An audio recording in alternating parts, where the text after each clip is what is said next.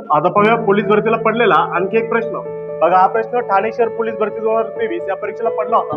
प्रश्न असा आहे, मालिका पूर्ण करा, म्हणजे दिलेली संख्यांची मालिका आपल्याला पूर्ण करायची आणि हा जो प्रश्न चिन्ह आहे त्या ठिकाणी येणारी संख्या आपल्याला ओळखायची।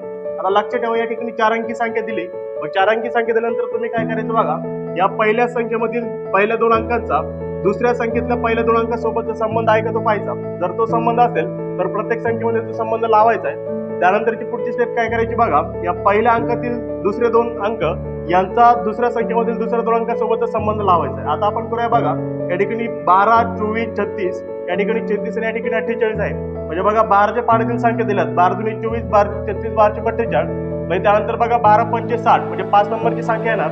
त्यानंतर बघा दुसऱ्या 2 अंकाचा संबंध पाहूया, या ठिकाणी 15, 15 दुने 30, बघा 15च्या पाड्यातील 15 दुने 30, 15 3 45, 15 चौक 60, म्हणजे या ठिकाणी 15 5 75 दिलंय। म्हणजे बघा 60 75 आपलं उत्तर असेल, म्हणजे पर्याय क्रमांक 3